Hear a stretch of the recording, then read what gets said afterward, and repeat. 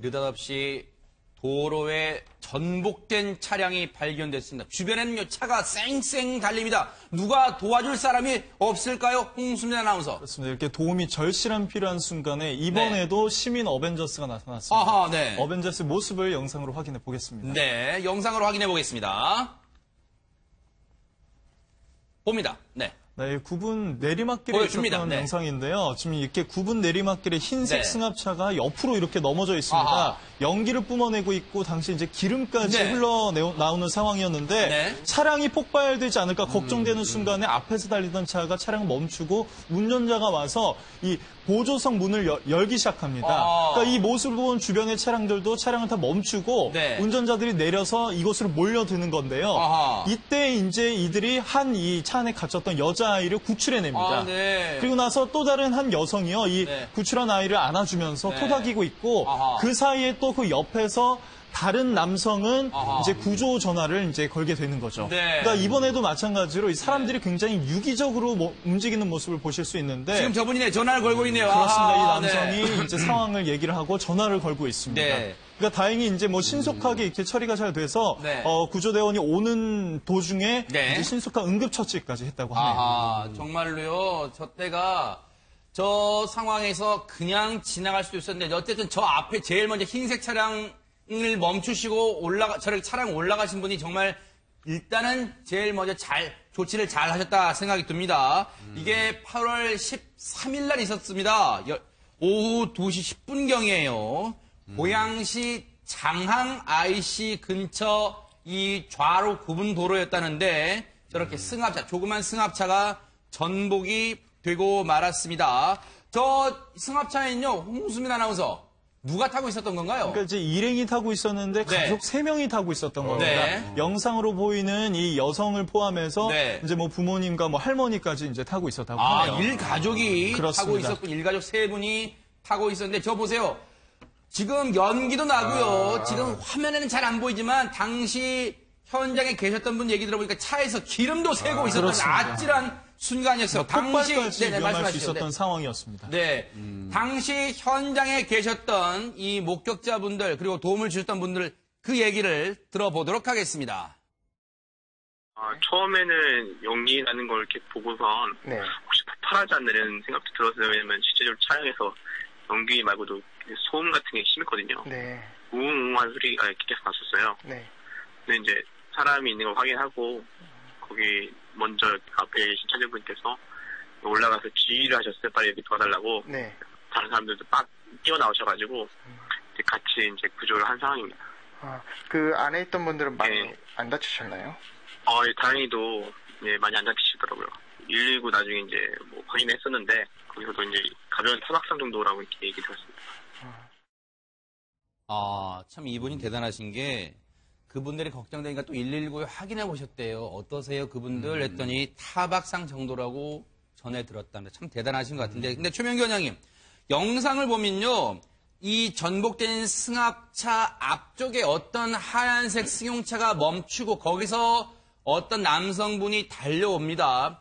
저분이 그냥 갔다면 저렇게 이 승합차가 전복된 상태로 계속 있었을 수도 몰라요. 네, 그러니까 저분이 처음에 우리가 퍼스트 펭귄 그런 얘기 하거든요. 아. 뭔가 이렇게 처음 위험을 갖다 감수하는 사람이 있어야 돼요. 바로 저분이다. 저분이 달려왔어요. 네네.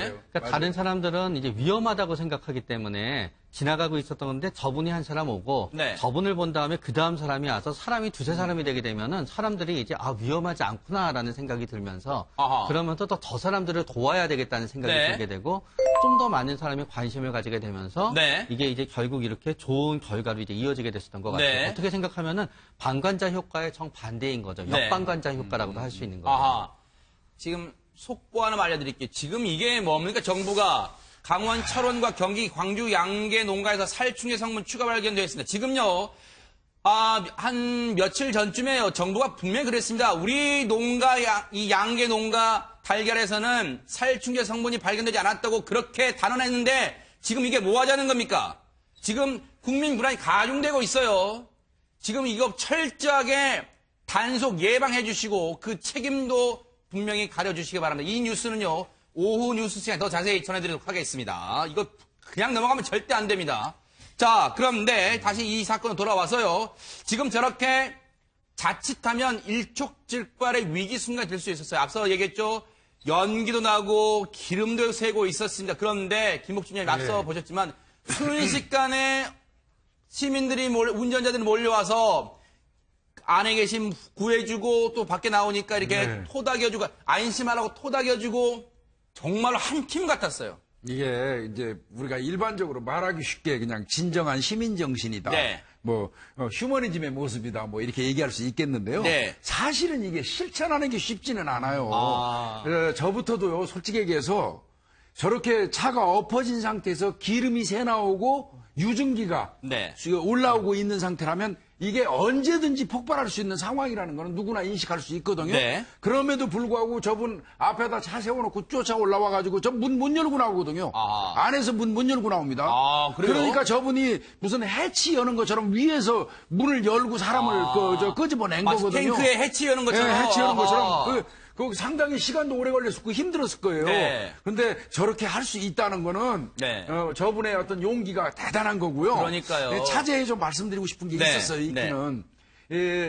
차 안에 있잖아요. 네. 그 유리를 쉽게 깰 수 있는 손망치는 아. 손망치라고 그래서 그 팝니다. 뼈 조각에 네. 돼 있는 거. 버스에도 있잖아요. 그렇죠? 버스도 네. 있습니다. 그거는 하나씩 꼭 갖고 보유하고 다니는 게. 계시는 게 아하. 좋습니다. 그런데 홍수민 아나운서 이제 저 영상 보시는 시청자분들이 궁금해하실지도 몰라요.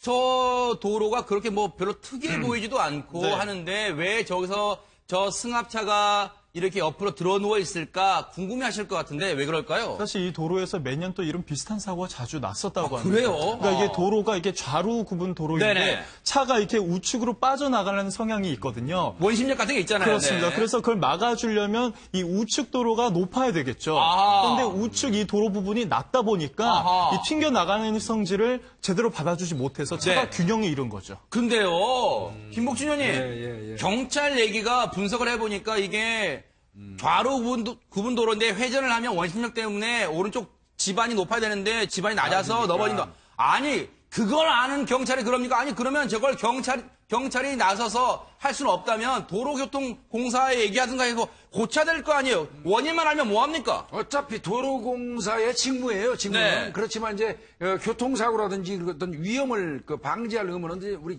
경찰에도 있으니까요. 네. 이거는 유기적으로 서로 연락을 해가지고 그때그때 적정하게 보수를 하는 게 맞겠죠. 네. 네.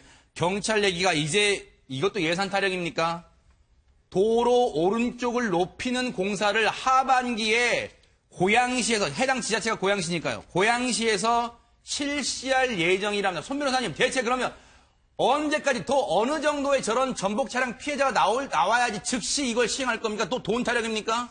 그래서 참 안타까운 일인데 네. 결국은 세금을 징수해서 네. 그런 세금을 아주 적절하게 필요한 곳에 집행을 해야 되는데요. 네. 지금 저런 사고가 발생했다라고 한다면 정말 시민의 생명, 네. 여러 사람의 생명과 직결될 수도 있는 곳이거든요. 네. 그렇다면 그 우선순위를 결정함에 있어서도 네. 좀 고려가 좀 되어야 하는데 네. 그렇지 않고 좀 시간이 좀 필요하다라고 하는 점 물론 공무원 그 담당 공무원 입장에서는 또 현실적인 그런 절차도 필요할 것 같습니다. 네. 하지만 저런 상황을 지켜봐야만 하는 그런 시민 입장에서 그러니까요. 지금도 저 지점을 여러 명의 운전자가 운전해서 직접 지나고 있거든요. 네. 그렇다면은 똑같은 사고가 언제든 발생할 수 있으니까 그러니까요. 만약 그렇다고 한다면은 정부가 또는 지자체가 늦게 대응한 점에 대한 또 다른 또 비난이 있을 수 있거든요. 아하. 좀 최대한 신속하게 좀 집행됐으면 좋겠습니다. 그러면 혹시 저 운전자 전복된 피해를 당하신 운전자가 혹시요 해당 지자체의 어떤 소송, 손해배상을 청구할 수는 없는 사안인가요? 가능성이 있죠. 아하. 특히나 이제 저게 보험사에서 보험금을 지급했을 텐데 네. 보험사가 지자체 등에 도로관리 주체에 이제 구상금 청구를 할 수도 있고요. 아. 물론 승소한다는 보장은 없습니다만 네. 과거에 유사한 사례가 얼마나 있었는지 네. 또는 과거에도 정상적으로 교통법규를 준수하면서 운전했는데도 사고가 발생한 아하. 것인지 네. 여부를 따져서 도로관리청의 책임 여부가 결정될 것 같습니다. 네.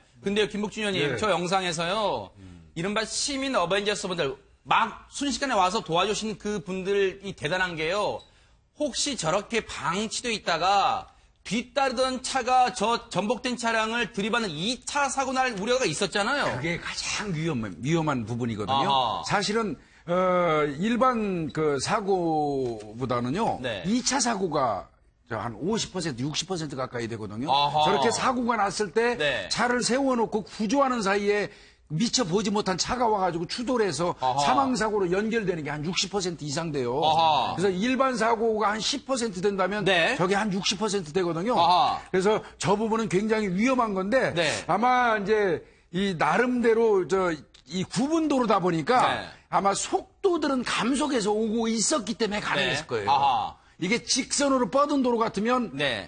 저 뒤에다가 안전거리 확보를 안 해놓으면 굉장히 네. 위험하죠. 아하. 근데 이제 저기는 선천적으로 구분도로다 보니까 네. 뒤에서 오는 차량들이 거의가 감속해서 올 거예요. 네. 그러다 보니까 이제 용이하게 볼 수 있었기 때문에 네. 2차 사고를 막을 수 있지 않았을까 싶어요. 천만다행이었습니다. 저 도로가요. 해마다 저런 비슷한 사고가 난다고 경찰이 파악하고 있는데 그 파악만 하면 뭐합니까? 고치지를 않고 있잖아요. 저 도로가요. 이 영상에선 육안으로 잘 판단이 안 되지만 좌로 구분되다가 내리막길이랍니다. 그러니까 저 도로를 초행길 처음 가시는 분들은 속도 줄이는데 애를 먹을 수 있어 미숙할 수 있단 말이에요. 그래서 전복사고 날 우려가 굉장히 지금도 다분합니다. 지금이라도 예산 타령하지 말고 고양시 해당 지자체 고양시입니다.